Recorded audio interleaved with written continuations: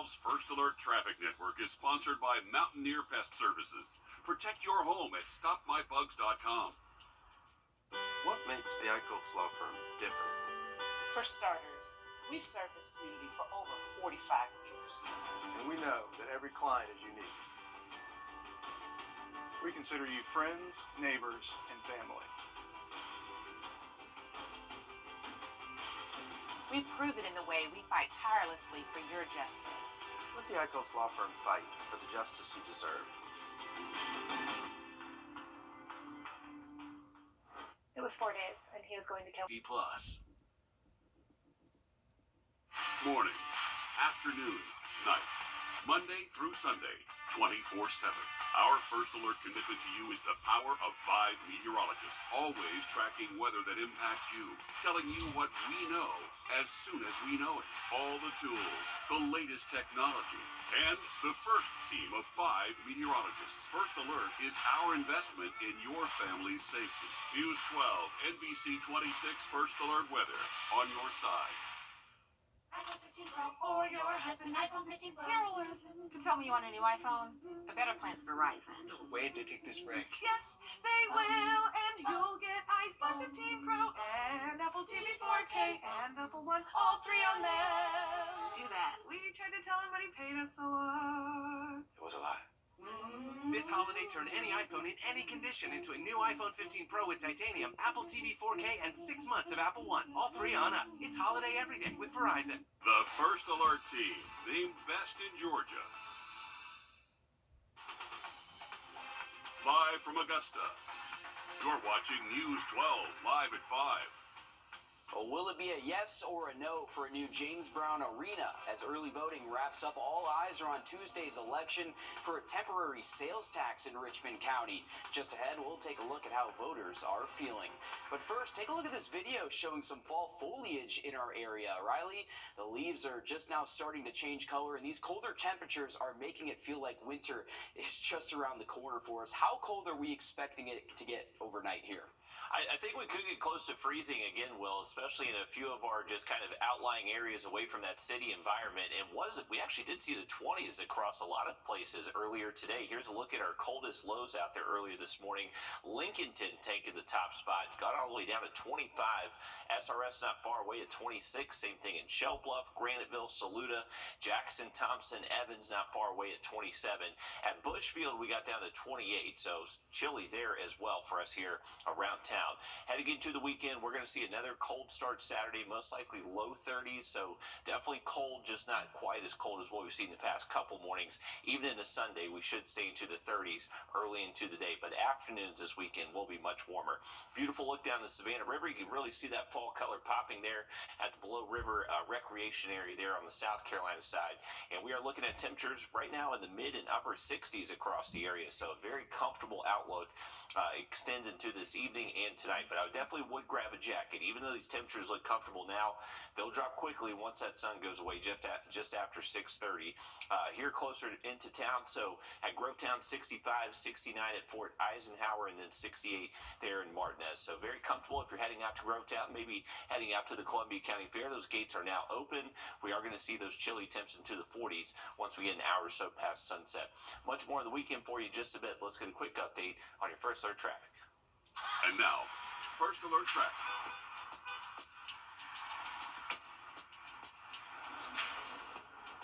All right, here's a live look at I-20, looking at eastbound traffic. That is starting to get a little bit busy here, so we are hitting the end of the work week. A lot of people trying to get home, maybe some slow-moving conditions crossing the state line, but luckily it looks like that traffic's moving okay. Looking out at Grovetown next, Lewiston Road, exit 190. Not as busy out there in Columbia County, and just a beautiful afternoon across the entire area. Have a look at some warmer temperatures this weekend in just a little bit. All right, thanks, Riley. We're just a few days away from learning whether Richmond County voters will approve a new temporary sales tax to fund a new James Brown Arena. The tax, called CSPLOST, would add a half-penny sales tax in the county to go towards updating that venue. Today is the last day for early voting. Roughly 3,300 people have cast their votes so far. Hallie Turner takes a look at where voters stand ahead of Tuesday's election. future of the James Brown Arena is resting in the hands of Richmond County voters.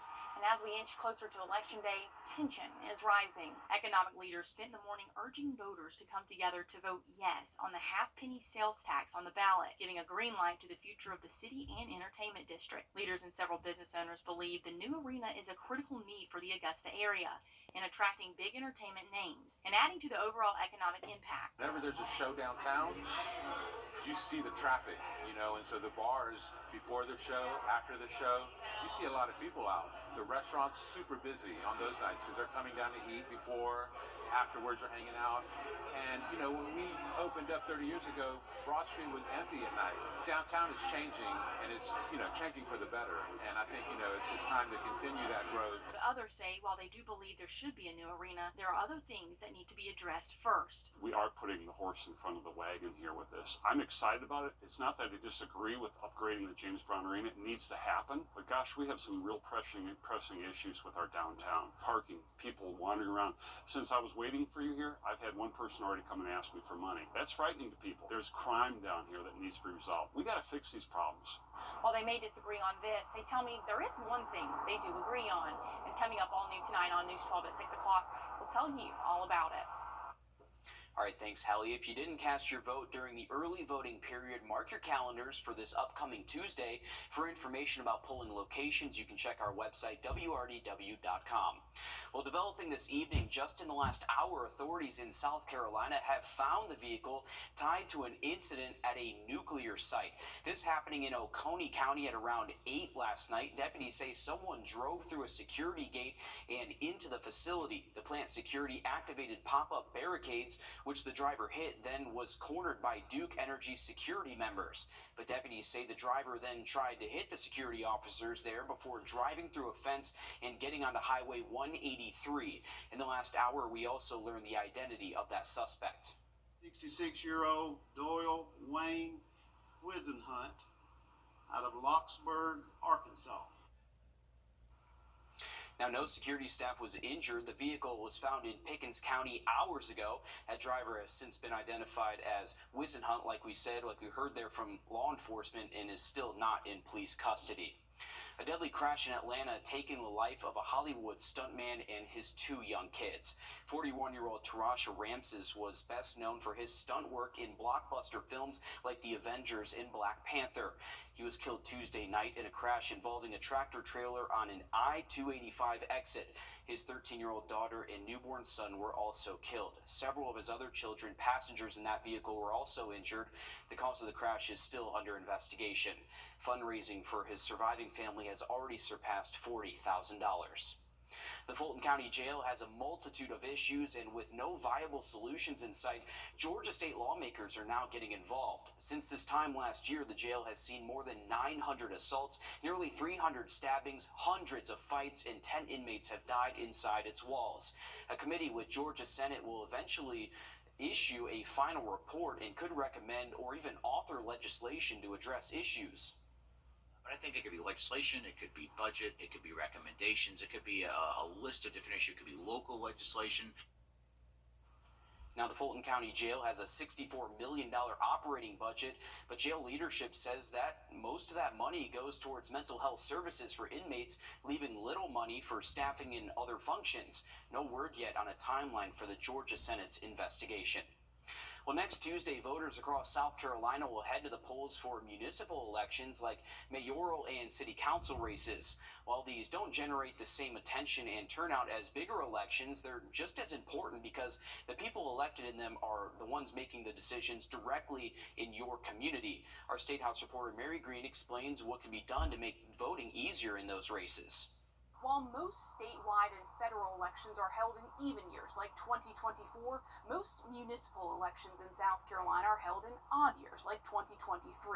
But there's no law that requires this. And in fact, there are barely any restrictions surrounding when municipal elections have to be held in the state.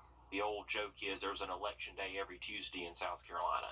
So the goal here was to provide some standardization to that. A bill under consideration at the State House would require municipal elections in South Carolina take place in odd years. And those elections would only be allowed on 2 days, one in April and one in November, while still offering the early voting options voters already have. The legislation would also require all municipalities use the state voting system in their local elections. The bill's sponsor says a handful of smaller cities and towns are using their own systems for their own elections, but the State Election Commission wants everyone under the same system for all races. It gives confidence to the voter, because imagine if you're a voter and you've always voted on our system, you walk in there and there's something different in front of you for this election. It is confusion, but also it hurts the trust in the system, because why are you using a different system for just this one election? The House passed this bill earlier this year, and a group of senators has been working on it this fall. But the full Senate won't be able to debate and vote on this legislation until the entire legislature returns here in January. Reporting from the State House, I'm Mary Green. Now, senators are also considering closing a loophole in state law that requires incumbents to stay in office, potentially against their will, if a candidate challenges municipal election results. Their amendment would instead allow the winner to take office once results have been certified, while the challenge proceeds in the court system. A Georgia police officer is being honored for his quick thinking to save a woman and her young son just moments before their car burst into flames. Take a look.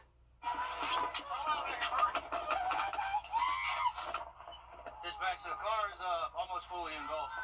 We got everybody out of it. In a scary situation unfolding, this happening on Wednesday in Rome, Georgia, after a 3-car accident caused one of the vehicles to catch on fire. The officer and 2 Good Samaritan managed to get everybody out in time. Both the mother and son have been cleared by medical staff. The Rome Police Department saying they are amazed at the officer's quick action there, and thankfully he stepped in and was able to prevent any further injuries there. A United States soldier turned Russian prisoner of war. Now, we're going to see some warmer afternoons this weekend, but still some pretty chilly mornings, leading to some big temperature swings. We'll have a look at that full forecast coming up. Time and temp. To MetroChamber.com.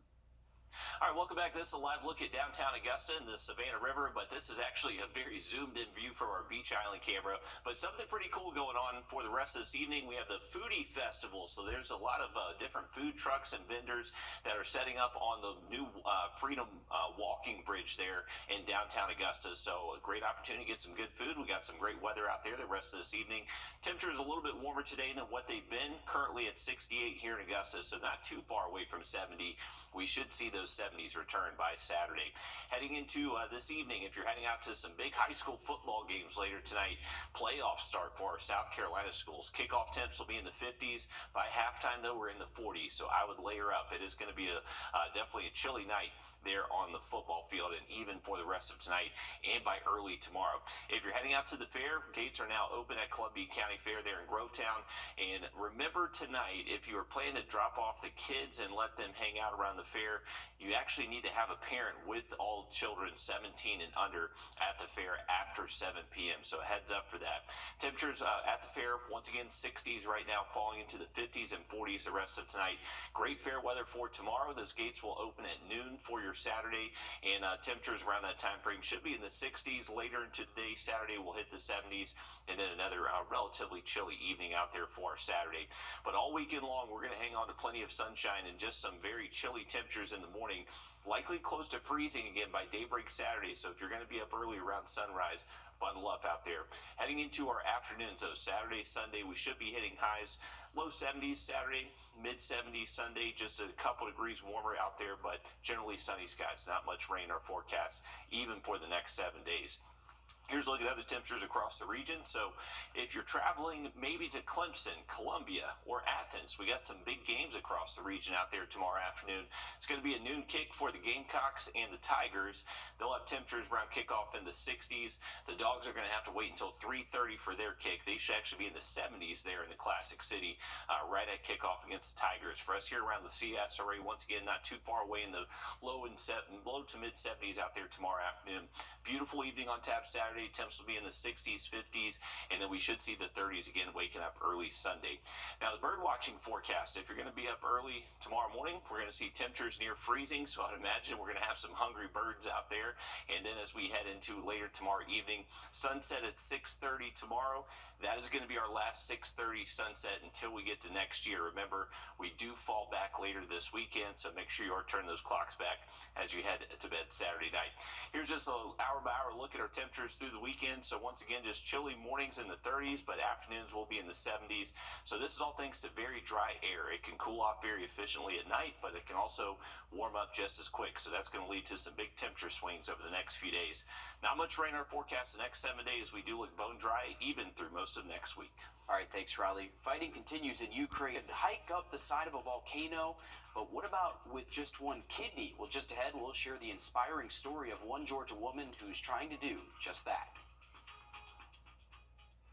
First Alert. Richard Rogers, been watching him since I was a kid. 15 years, 12, 20 years. He influences the Augusta spirit. His honesty, every time I run into him, whether it's at the ball game or at a restaurant, he's always friendly, but he's also down to earth. He feels local and knowledgeable. I think he's phenomenal. He really cares about the community. He's got a sense of humor, but he does, again, gets direct to the point on stuff. Just the way that he covers things and his attitude about everything is just something I really enjoy watching. If Richard got 30 years, he's the voice of authority around here then. Celebrating 30 years with Richard Rogers. Well, shattering expectations and stereotypes, one Georgia woman and about a dozen others plan to climb volcanoes in Central America. Adam Murphy explains the significance of this trip. I'm out running, I'm hiking on the weekends, I'm even doing things like stair workouts. And she's doing it with only one kidney, which is nothing short of remarkable. I actually donated to a stranger on the kidney registry. So someone in New Jersey got my kidney, and I don't know anything about them. We haven't made contact, but I hear that they're doing well, and I think about them pretty much every day.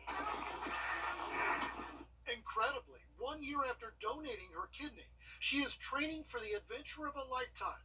She and a group of 17 kidney donors across the country will attempt to climb 3 volcanoes in Guatemala next month, totaling over 12,000 vertical feet in just 4 days. Really, the goal of our trip is to raise awareness that people can donate a kidney and live long, healthy, adventurous lives and still do really cool things like hike volcanoes. She joined a nonprofit group called Kidney Donor Athletes. Last year, the organization successfully climbed Mount Kilimanjaro in Africa. Their mission is clear. There's people who sit on the kidney wait list for years and years, and some of those people are on dialysis, which is just a terrible thing to have to live with. And there's people who die waiting for a kidney. Prisby said she never had it on her bucket list to climb volcanoes or donate a kidney for that matter. Through it all, it has taught her that she can make a difference and live the life she wants to at the same time. I'm not a hero. I'm not, I'm not that special. I just had a good kidney and was able to share my spare. So I think it's something that a lot of people could potentially do too. And right now, there are nearly 100,000 people waiting for a kidney in the United States. The average wait time is 3 to 5 years. Well, yesterday we told you about a giant invasive lizard in Georgia, and now we're talking about an invasive flying spider in South Carolina. A recent study by Clemson University shows that the Joro spider is likely here to stay and spreading like wildfire. We don't like that. The Joro spider first arrived in North America more than a decade ago aboard shipping containers from Asia. Now they can be found along the East Coast, including North and South Carolina and Georgia. They technically can't fly, but they can parachute using their webbing. They are relatively harmless to people and prefer to build nests outside rather than in your home. If you see these spiders, experts suggest that you kill them. Flying spiders. Didn't have that one on my bucket list. That's pretty crazy. I've heard they can do that, though. They actually just kind of let a little piece of web out, and the wind will pick them up, and then they just kind of sail with the wind. That does not look like a friendly spider, but apparently they're harmless, so. They kind of look like a banana spider, too. They do. You ever heard of banana spider? Yeah, they can get huge, though. Yeah, the banana spiders are really cool. Yeah, not my favorite. Yeah, not a big fan of spiders, arachnophobia. Hey, we got great weather in store. Athens, if you're heading to the Classic City for the game. Tailgating in the 60s. By game time, we're in the 70s. Now look at that 7-8 just after the break. I'm attorney Ken Newton.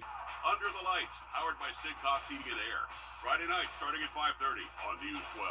Hi, I'm Tim Strong, and I'm inviting you on a holiday vacations tour. Experience the Rhine River July 15th through the 26th. We'll cruise the scenic Rhine aboard a luxurious Amadeus cruise ship, explore the splendors of Switzerland, Germany, France, and Amsterdam as we make our way down the spellbinding river. Visit holidayvacations.com, keyword Augusta for more information and to watch a travel show, or call 888-557-1020 for a free brochure. Visit holidayvacations.com, keyword Augusta for more information.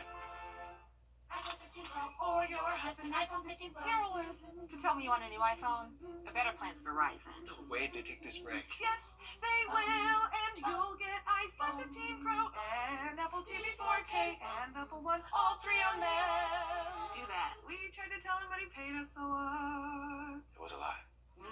This holiday, turn any iPhone in any condition into a new iPhone 15 Pro with titanium, Apple TV 4K, and 6 months of Apple One. All three on us. It's holiday every day with Verizon.